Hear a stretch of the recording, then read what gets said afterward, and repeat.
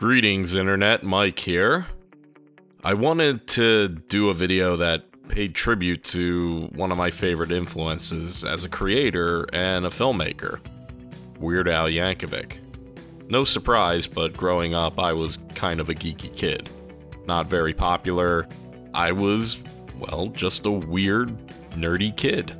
When I was 8 years old, Off the Deep End was released, and I remember my older brother and sister buying the cassette and playing it in the car. That album, well, it changed my life. I didn't know that nerdy music existed. I couldn't stop listening to it, so my mom then got me the Greatest Hits CD. A little over a year later, Alapalooza was released. I was officially a Weird Al fan. I had the Alapalooza VHS, and the Jurassic Park claymation music video just totally captured my imagination. Now, this was before the internet, so I had no idea that there was a Weird Al movie, or that even such a thing existed. But on that VHS was the music video to UHF, and of course it became one of my favorite movies. It was then that I realized that I wanted to be an artist.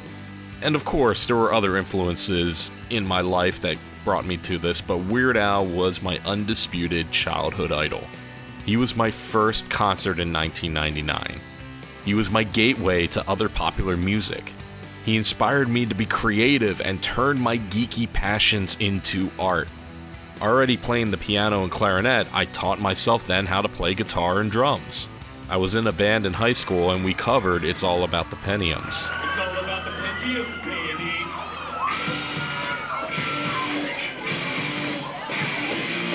Even recently, I've been playing Weird Al songs regularly at an open mic in Philly. I'd rather rip my heart right out of my ribcage with my bare hands and then throw it on the floor and stomp on it till I die.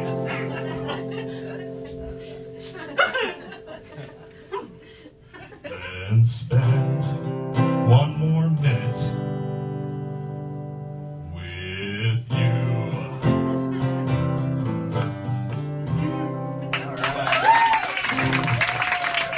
Because of the Jurassic Park music video, I made claymation films myself. Weird Al's videos also made me want to perform, which is how I got into drama club and stage acting. But the biggest thing was in 1995 when Mixed Nuts Productions was born. It all started as a VHS tape filled with stupid sketches that I forced my friends to star in, and then it just turned into full-fledged productions. In high school, I joined the school TV production classes and became a producer on the high school cable access show. While there, I even made my own parody music video to NSYNC's Bye Bye Bye called, well, Bye Bye Bye, but it was about shopping.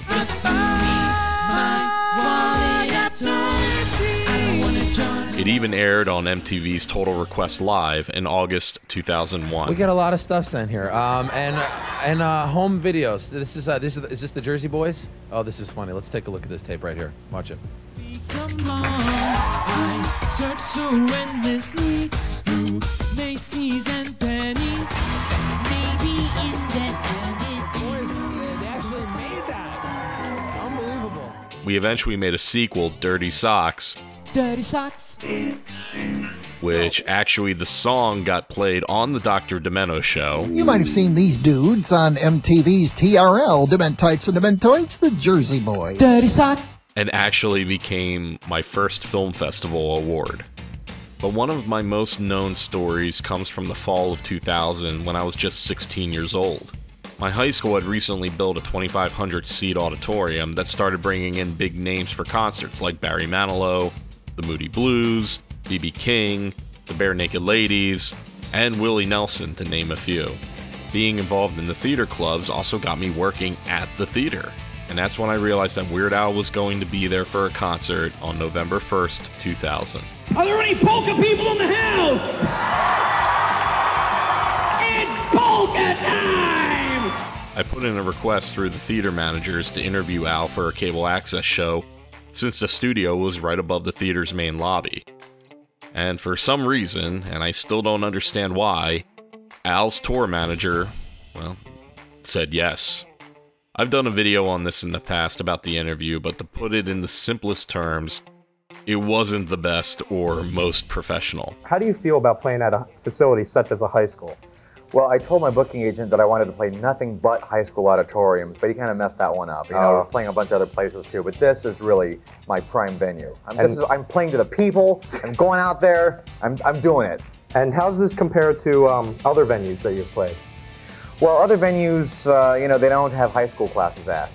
So that'd be the main difference there. I fanned out, and I got totally starstruck. It was like Chris Farley interviewing Paul McCartney on SNL. And, oh my god, my mind is drawing a blank. I'm sorry. That's okay. I forgot the questions. I stumbled over myself. Help me out here. I don't know what Okay. You want me to ask you some questions? Sure, ask me So some where'd you get that questions. shirt? I got it at Kohl's, which is a local dressing It's store. very nice. It's, you know. Where'd you get your shirt? Out of my closet. Really? Because that's where I keep all my shirts. Oh, okay. Well, I guess unfortunately time will be up. Oh, darn. It was an absolute mess. I'm sorry, that was so bad. And then on top of that, we had to walk out back through the school cafeteria and through the parking lot to get him backstage to avoid fan areas. I honestly felt terrible about how it all went, and I still do, even to this day over 20 years later. I continued being a Weird Al fan, of course, through college and my adult life, always excited to see what he did next. In college, Carmen and I had a radio show where we had a segment called the Weird Al Song of the Week. Hello, this is Weird Al Yankovic. Time for the Weird Al Song of the Week.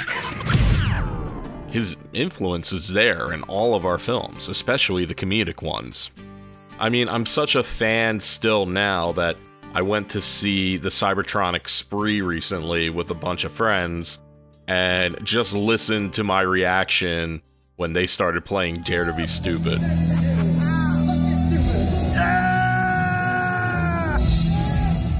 That was honestly one of the coolest concerts I've ever seen. If you guys get a chance to see them, do it. And after 22 years, I was finally able to apologize to Al face-to-face on October 28th, 2022 in Philadelphia. A year in advance, I decided to buy the VIP meet and greet ticket to go by myself. Now, for those who don't know my career path, I happened to work for a certain baseball team that happened to be in the World Series, and October 28th, 2022 happened to be Game 1. And I opted to not go to Houston so I could be at that concert in Philadelphia and talk to Al again. It was the first time I had ever experienced Weird Al Jeopardy. I sat in the third row behind the pit and got to hang out with all these diehard fans. The show, of course, was awesome, and it wasn't lost on me that it was only a few days shy of exactly 22 years since that ill-fated night where 16-year-old me fanned out too hard. Afterwards, I took the photo with Al that came out, well, rough. But when it came time to get the poster signed and meet Al again face-to-face, I showed him the photo from our interview, asking if he remembered it. And he smiled and said of course he remembered it. I then apologized for how bad it went, to which he replied that I could apologize 100 times and it wouldn't be necessary.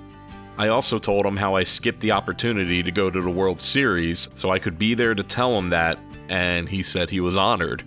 I mentioned how it was one of my dreams to create something with him in the Philly Fanatic, and he said awesome.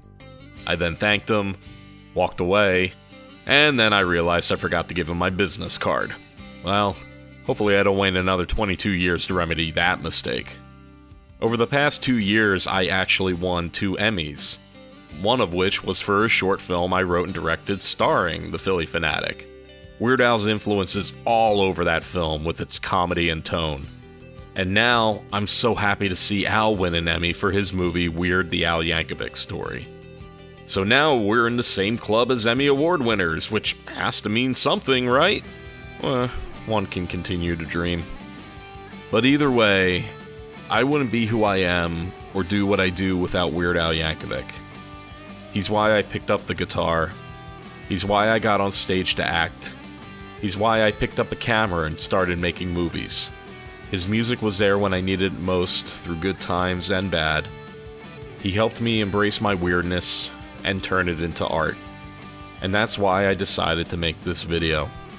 Because after 32 years, I'm still a diehard Weird Al fan, and he continues to inspire me to keep doing what I do. Thank you all, as always, for watching, and of course, thank you for supporting our little corner of the filmmaking world.